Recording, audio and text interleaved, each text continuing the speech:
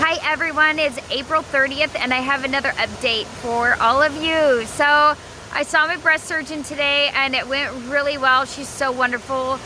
We have slightly different views, but I'm dealing with Western medicine doctors, so I don't expect them to be fully on the same page with me, and that's fine. So we went over my pathology, and I guess I'll start there with the video, okay?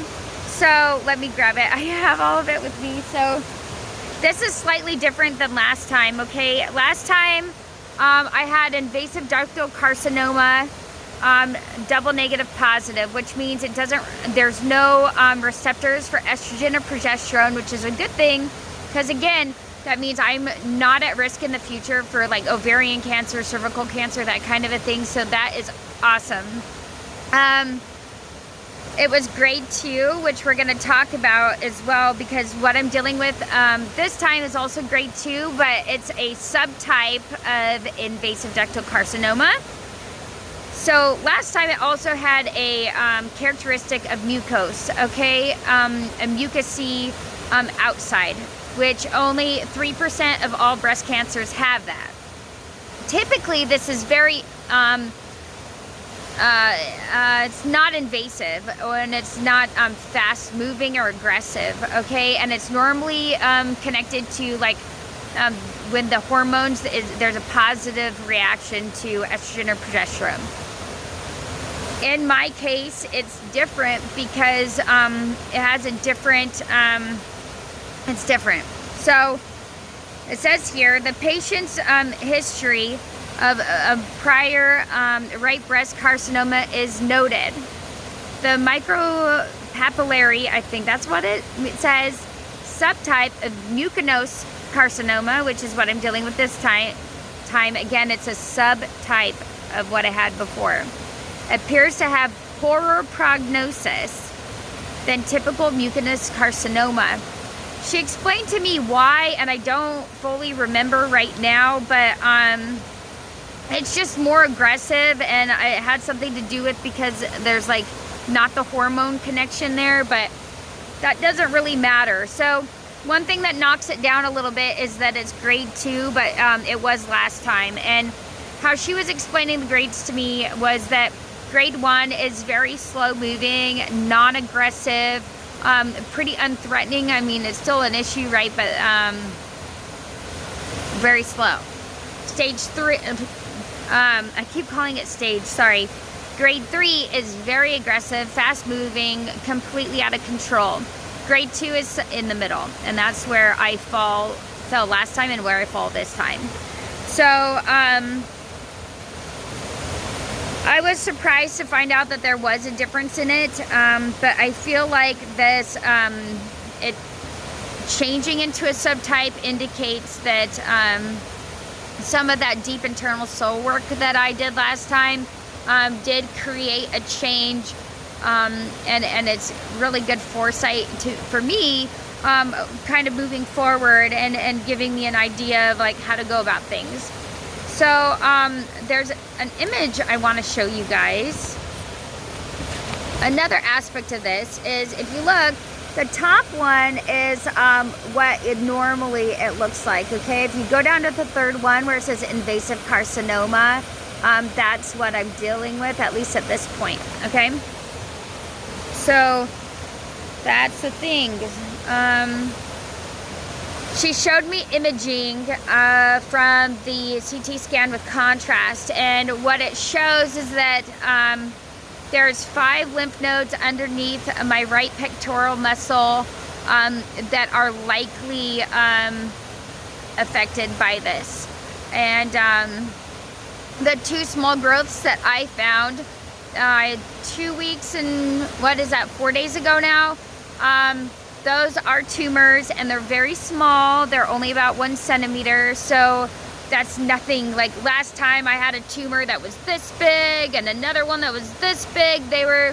I think there was like 5 or 7 tumors, and it got to my skin and nipple. Like there's a huge deal, 6 lymph nodes. So that was last time. So I feel like this was caught pretty early. I have my full body PET scan scheduled for Tuesday afternoon. And this should light up any areas that have a significant or enough of cells, cancer cells in that area to light it up. So hopefully that goes well, because she was looking over my previous PET scan and she's like, I don't understand. She's like, with the specific type of cancer you have, you should have lit up like a Christmas tree. And even where the tumors were, and they were big, I didn't light up like a Christmas tree. The 6 lymph nodes that were affected didn't light up. And she's like, I don't understand this. This doesn't make any sense. So we're hoping that this scan is more accurate and more reliable than before. So let's keep our fingers crossed for that. Next Thursday, I meet with the oncologist. We'll go over the results of if I'm at stage 3 or 4, which I feel like I'm 3. So let's keep our intention there. It completely changes treatment and options based off of which stage it's at. So I have great news that last time I only had the option of chemotherapy, radiation, and the targeted therapy, Herceptin, okay? This time, there's Herceptin, and there's 3 other medications. Some of them are targeted, some of them are immunotherapy, and one of them was approved 1 month ago. In the last month that this has become a thing, there's a new medication that's approved. So it's been being used for other things, but it's just been approved for HER2 positive breast cancer. So I'm going to talk to the oncologist about that. So that I feel really good about, and I really am excited at the possibility of being able to utilize this new approved option. Also, the breast surgeon wants me to get a port put in, okay? So she's gonna talk to the oncologist now. That way she can get me on the surgery schedule. They only do it on the Tuesdays and Thursdays. So it wouldn't be this upcoming week, it would be the following week, and that's when they plan to start me on treatment. So 2 weeks from now, I should be hitting it with like pretty much everything we've got. So that's awesome. It's moving really quickly this time, which is a phenomenal blessing. I feel so blessed. I can't even tell you guys how amazing it is. This is nothing like last time. And it's hard for me not to compare. You know, it's like not even 2 years ago, a year and 9 months ago, I was going through this. So I was diagnosed July 30th of 2018, and it's April 30th of 2020. So it's hard not to compare, and I'm bummed that I almost made it to my 2-year mark, and if I had made it, they would pretty much say that I would be permanently clear of this nuisance. So one other thing I forgot to mention when I was talking about the lymph nodes is, because it's in so many areas, it's not just this lymph node and those 2 small tumors. The breast surgeon doesn't, she's not going to do surgery, at least not right now. She wants to see how I respond to the medication. She said that they do often work well enough, 80 to 90% of the time, that surgery is either A, not needed, or B, it's a very small surgery. So it's pretty minor. It's not a big deal. So I will go under anesthesia to get the port put in, as long as the oncologist is on board with that. And she said that she thinks that she will be, because regardless if it's stage 3 or 4, I need to have some Western medicine intervention. So, and I do agree with that, even though I feel that the majority of the reason why I'm experiencing this again is I have some soul work to do.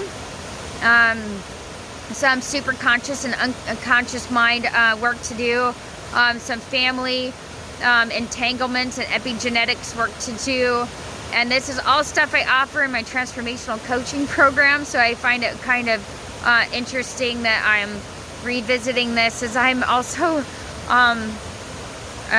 getting ready to really reach other people and make an impact for them. So You know, I feel good other than tired. I really can only do so much. I feel relieved that I have so much information now. I am 1 week away from having all the information, which is great.